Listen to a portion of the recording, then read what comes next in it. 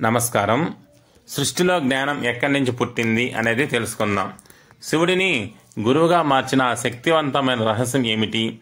బ్రహ్మదేవుడు సృష్టించిన సనకాదులు, వారికి భార్యలు సంసారం ఇష్టం లేదు. వారికి కావాల్సింది పరమ బ్రహ్మజ్ఞానం.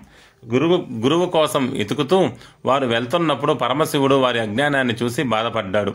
అప్పుడు సాక్షాత్తు ఆ శివుడే మర్రిచెట్టు కింద జ్ఞానప్రదాతగా దక్షిణామూర్తిగా దర్శనమిచ్చారు. మర్రిచెట్టు విశ్వాసానికి, పరబ్రహ్మానికి గుర్తు. ఆ నలుగురు ఆ తేజస్సును చూసి చుట్టూ కూర్చున్నారు.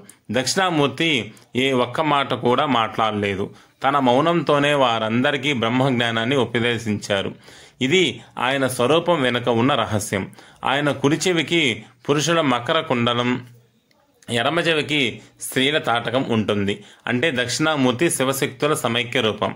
ఆయన పాదం కింద ఉండేదే అపస్మర అనే రాక్షసుడు. ఈ రాక్షసుడు అజ్ఞానానికి, బ్రహ్మకు సంకేతం. అజ్ఞానాన్ని అణచివేసి సకల లోకాలకు జ్ఞానాన్ని పంచుతానని చెప్పడమే ఆ పాదం యొక్క అర్థం. ముఖ్యంగా దక్షిణామూర్తి ఉత్తరం వైపు కూర్చుంటారు. అంటే ఎవరైతే స్వామి వైపు చూస్తారో వారికి దక్షిణ దిశ వైపు చూడాల్సిన అవసరం ఉండదు. అంటే మృత్యు భయం, మృత్యువు అనే బాధ పూర్తిగా తొలగిపోతాయి.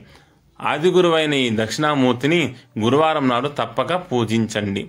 అజ్ఞానం అనే దుఃఖాన్ని పూర్తిగా తొలగించగలిగే ఈ దాక్షిణ్య భావం మన జీవితంలోకి రావాలి అంటే ఓం దక్షిణామూర్తే నమః అని నిరంతరం మన మనసులో తలుచుకుంటూ ఉండాలి.